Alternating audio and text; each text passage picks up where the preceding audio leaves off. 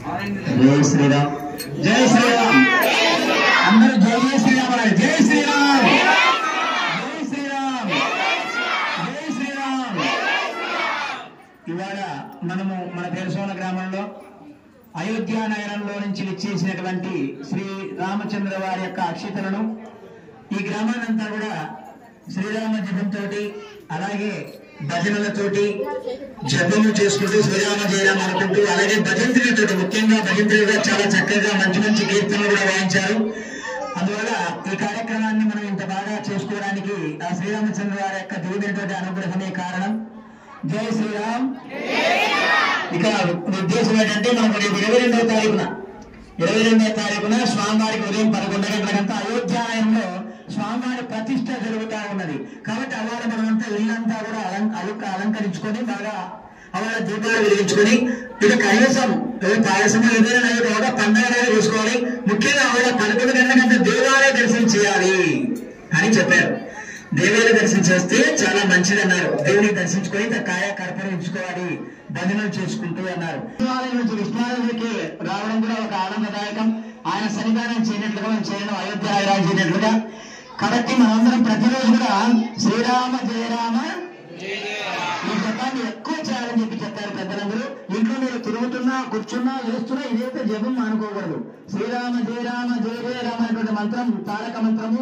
ఈ మంత్రాన్ని పెద్దలందరూ కూడా చెప్పారు. ఈ మంత్రాన్ని ఎంత బాగా చేస్తామో అంత బలోపేతమవుతుంది మన హృదయము మనస్సు కూడా. ఎందుకంటే ఈనాడు ఈ సనాతన ధర్మం అనేది కూడా చాలా తగ్గిపోయింది.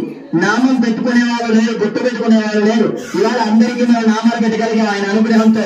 కాబట్టి ప్రతి ఒక్కరు మన సింధూరాన్ని ధరించాలి. సింధూరం ధరించడం వల్ల జనాకర్షణ, జనాలందరూ కూడా ఆకర్షిస్తారు, లక్ష్మీ అనుగ్రహం కలుగుతుంది. కాబట్టి సింధూరం బూడిగా పెట్టుకున్నా చాలు. రోజు నామం పెట్టుకుని శ్రీరామ జయరామ జయ జయరామ అని అయోధ్య నగరంలో మారుమోగాలి.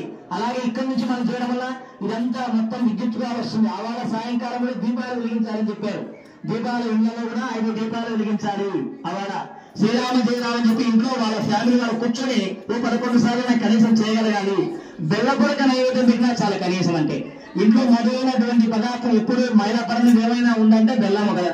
ఆ బెల్లపొరక పెట్టి ఆకులు ఒక్కలు పెట్టి స్వామికి నైవేద్యం చేయడం వల్ల కూడా తులసి, కొంచెం తులసి అన్న కనీసం ఏదో ఒకటి పెట్టి స్వామికి నైవేద్యం చేసి పానకం వడపప్పు వాళ్ళ నైవేద్యం చేస్తే కూడా చాలా మంచిది. కాబట్టి మనం ఏం చేయాలి, మన గుళ్ళను మనం కాపాడుకోవాలి. కోట్లు పెట్టి దేవాలయాలు కట్టిస్తున్నాం కానీ దేవుడు ఎలా ఉన్నాడో మర్చిపోతున్నాం కదండి. చాలా మంది దేవుడు ఎలా ఉన్నాడో తెలియదు. మా కష్టాలు పోవాలంటే ఎక్కడ పోతాయి? ఇంత కష్టపడి ఇక్కడికి వచ్చినాం కాబట్టి ఇక్కడ సుఖంగా కూర్చోగలిగాం. అలాగే జీవితంలో కష్టాలు ఉంటాయి, ఆ కష్టాలు ఎదుర్కొన్నప్పుడు సుఖం కలుగుతుంది. కాబట్టి కష్టం మీరు ఎప్పుడు ఆరాధనను మానుకోకూడదు. మనం తిండి ఎలాగా తింటామో మనసుకు తిండి పెట్టడం లేదు. మనసుకు తిండి ఏంటంటే భగవన్నామ జపం చేయడము, భగవంతుని కీర్తనలు చేయడము, ఆయన పాటలు వినడం వల్ల మనకు అన్ని శుభం కలుగుతాయి. ఇంగ్లీష్ వాళ్ళు ఎప్పుడైతే వచ్చారో ఆదివారం రోజు ఎవరే గాని మరి ప్రార్థన చేయకూడదన్నారు. అందరితో అన్నం మీరు అన్ని తినండి అని చెప్పి వదిలిపెట్టేశారు. ఆదివారం అంతా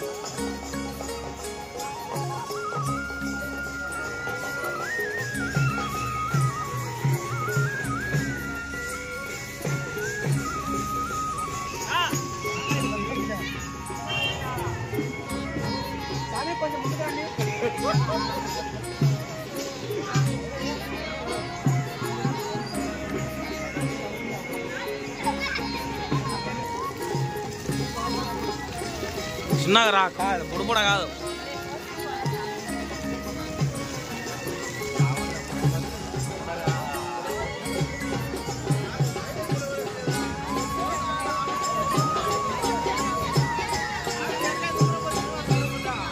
బిందె కనపడాలి కదా మళ్ళీ పోసినట్టు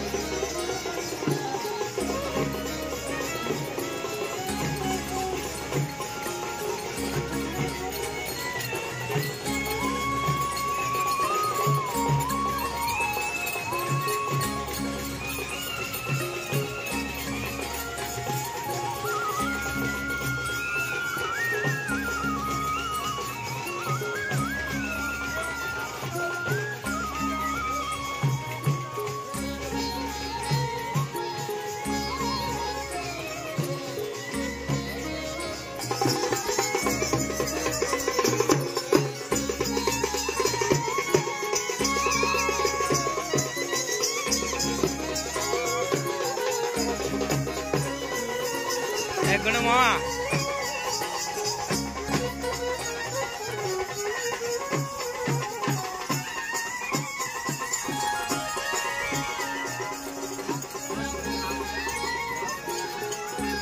చింతకాయ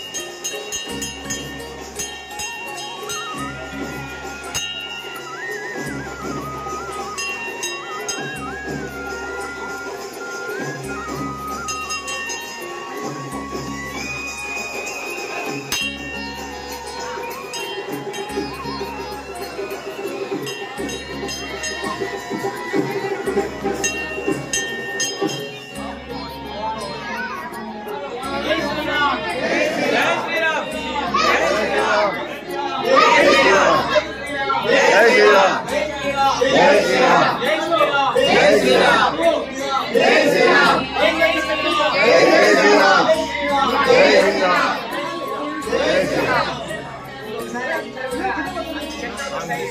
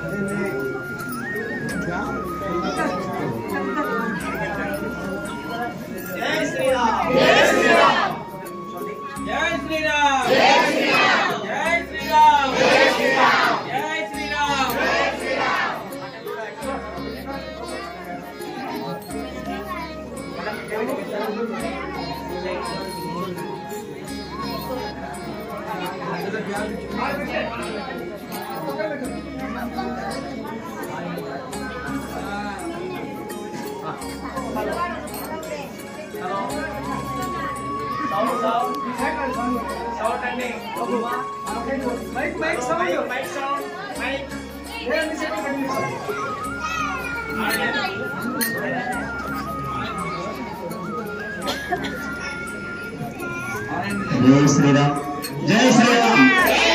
అందరూ జై శ్రీరామ్ అన్నారు. జై శ్రీరామ్, జై శ్రీరామ్, జై శ్రీరామ్. ఇవాళ మనము మన పేరుసోల గ్రామంలో అయోధ్య నగరంలో నుంచి విచ్చేసినటువంటి శ్రీ రామచంద్ర వారి యొక్క అక్షితలను ఈ గ్రామాలంతా కూడా శ్రీరామ జపంతో అలాగే భజనలతోటి జపములు చేసుకుంటూ శ్రీరామ జయరామ అనుకుంటూ అలాగే భజంత్రులతో ముఖ్యంగా భజంత్రులుగా చాలా చక్కగా మంచి మంచి కీర్తనలు కూడా వాయించారు. అందువల్ల ఈ కార్యక్రమాన్ని మనం ఇంత బాగా చేసుకోవడానికి ఆ శ్రీరామచంద్ర వారి యొక్క దివ్యమైనటువంటి అనుగ్రహమే కారణం. జై శ్రీరామ్. ఇక ఉద్దేశం ఏంటంటే మనకు 22వ తారీఖున స్వామివారికి ఉదయం 11 గంటలకంతా అయోధ్యాలయంలో స్వామివారి ప్రతిష్ట జరుగుతా ఉన్నది. కాబట్టి అవాళ మనమంతా ఇల్లంతా కూడా అలంకరించుకొని బాగా అవాళ దీపాలు వెలిగించుకొని ఇక కనీసం పాయసం ఏదైనా కూడా పండుగ చూసుకోవాలి.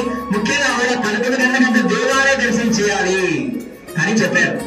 దేవాలయ దర్శనం చేస్తే చాలా మంచిది అన్నారు. దేవుని దర్శించుకొని కాయ కర్పూరించుకోవాలి, భజనలు చేసుకుంటూ అన్నారు. విష్ణాలయం నుంచి విష్ణాలయానికి రావడం కూడా ఒక ఆనందదాయకం. ఆయన సన్నిధానం చేయనట్లుగా మనం చేయడం అయోధ్య చేయనట్లుగా.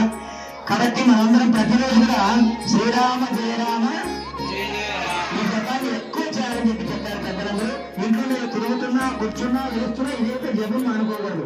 శ్రీరామ జయరామ జయ జయరామ అనేటువంటి మంత్రం తారక మంత్రము. ఈ మంత్రాన్ని పెద్దలందరూ కూడా చెప్పారు. ఈ మంత్రాన్ని ఎంత బాగా చేస్తామో అంత బలోపేతమవుతుంది మన హృదయము మనస్సు కూడా. ఎందుకంటే ఈనాడు ఈ సనాతన ధర్మం అనేది కూడా చాలా తగ్గిపోయింది. నామం పెట్టుకునే వాళ్ళు లేరు, గుర్తు పెట్టుకునే వాళ్ళు లేరు. ఇవాళ అందరికీ మనం నామాలు పెట్టగలిగాం ఆయన అనుగ్రహంతో.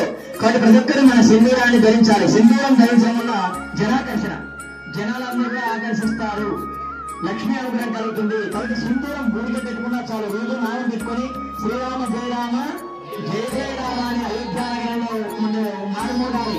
అలాగే ఇక్కడి నుంచి మనం చేయడం వల్ల ఇదంతా మొత్తం విద్యుత్తుగా వస్తుంది. అవాళ సాయంకాలంలో దీపాలు వెలిగించాలని చెప్పారు. దీపాలు ఇళ్ళలో కూడా 5 దీపాలు వెలిగించాలి. అవాళ శ్రీరామ జయరామ అని చెప్పి ఇంట్లో వాళ్ళ ఫ్యామిలీ వాళ్ళు కూర్చొని 11 సార్లు కనీసం చేయగలగాలి. బెల్లపొరక నైవేద్యం పెట్టినా చాలా కనీసం. అంటే ఇంట్లో మధురైనటువంటి పదార్థం ఎప్పుడు మైలపరమైన ఏమైనా ఉందంటే బెల్లము కదా. ఆ బెల్లపొరక పెట్టి ఆకులు అక్కడ పెట్టి స్వామికి నైవేద్యం చేయడం వల్ల కూడా తులసి, కొంచెం తులసి అన్న కనీసం ఏదో ఒకటి పెట్టి స్వామికి నైవేద్యం చేసి పానకం మినపప్పు వాళ్ళ నైవేద్యం చేస్తే కూడా చాలా మంచిది.